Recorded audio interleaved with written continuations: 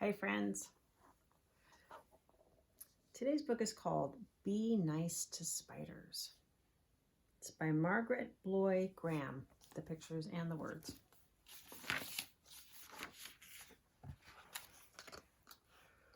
One morning, as the keeper of the zoo was about to unlock the gate, he noticed something on the steps. It was a matchbox with a note that read, "Please look after Helen. I've had her since she was a baby, but I can't keep her anymore. We have to move to an apartment that won't take pets. Thanks, Billy."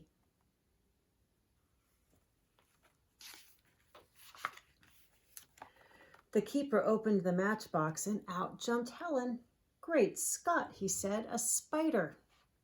He tried to catch her, but Helen was too fast for him. She had 8 legs and moved like lightning. Helen ran up a big maple tree, and then she quickly spun a long silk thread and lowered herself into the ventilator of a big building. It was the lion house. There was a big old lion in one cage and a mother lion and her cubs in another. There were also lots of flies. They were buzzing in the lions' ears and crawling on their noses. The lions were annoyed, but Helen was delighted. She loved to eat flies. Right away, she set to work to catch them. She began by spinning a web with her silk thread.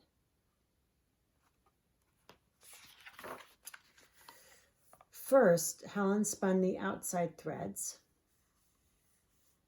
and then she dropped straight down. Next, she spun lots of threads from the center, and then she spun a little spiral right in the middle. Finally, she spun a big spiral. This part of the web was very sticky. When Helen finished, she sat in the center and waited. One by one, the flies got caught in the sticky part of the web, and one by one, Helen ate them. So this very middle section where Helen sits is not sticky, so she does not get stuck in her web, just the outside part. A week went by. Helen kept catching and eating flies until there were no more flies in the lion house. She had caught and eaten all of them. Now the big old lion snoozed peacefully all day long. The mother lion licked her cubs and purred, and Helen was fat and satisfied. Next, Helen moved to the elephant house. There were lots of flies there too, and elephants don't like flies any better than lions do. In a week, Helen had caught all the flies in the elephant house. The mother elephant and her baby were happy and could once again enjoy a bath.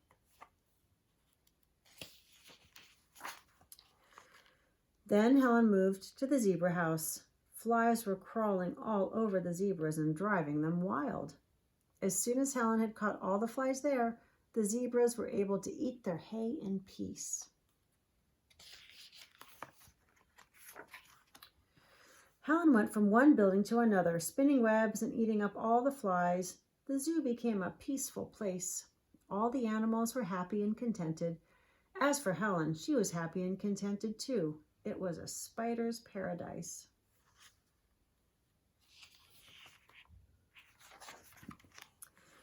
One morning, the keeper blew his whistle 3 times. All the workers came running, and the animals looked up to see what was going on.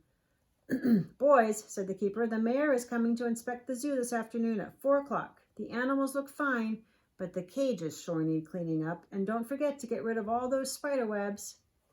"But Chief," said his assistant, scratching his head, "I thought spiders were supposed to be sort of useful."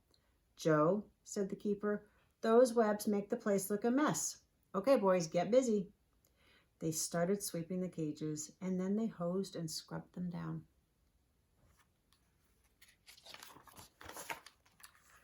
When they were cleaning the camel house, one of the men saw Helen. "Quick, give me the broom," he shouted. He took a big swing at her, but Helen had disappeared.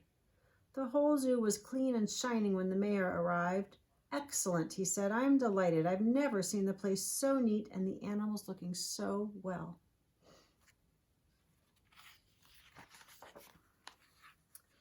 Meanwhile, Helen was still in the camel house, hiding in a crack in the ceiling.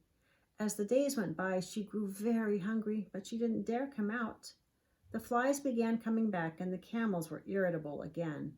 At last, Helen became so hungry she couldn't stand it any longer.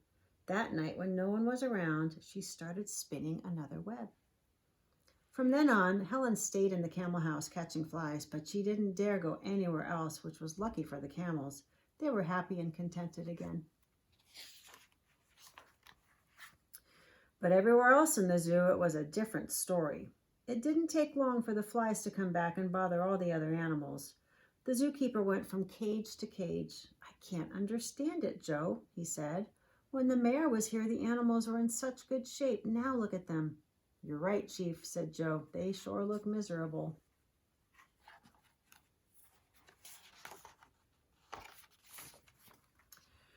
Their last stop was the camel house. "Why, the camels seem fine," said the keeper.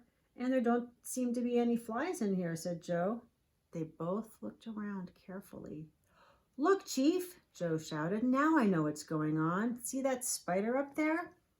It's eating all the flies. That's why the camels look so good. Spiders are useful.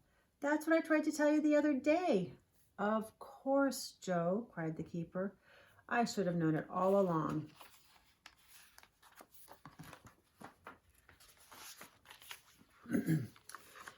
He blew his whistle and the workers came running. "Boys," he said, "Joe has made a great discovery. Spiders are good for the zoo. They keep the flies from bothering the animals.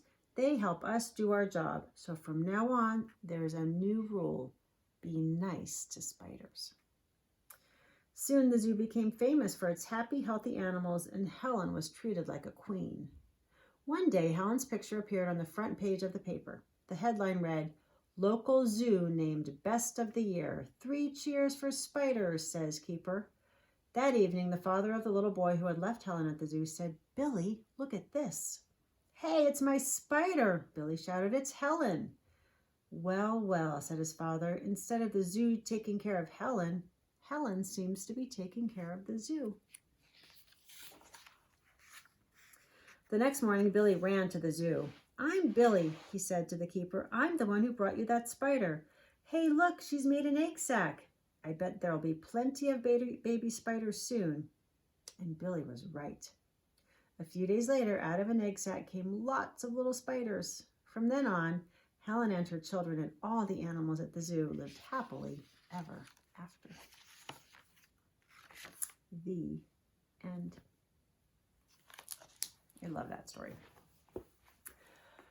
I love you. I'll see you soon.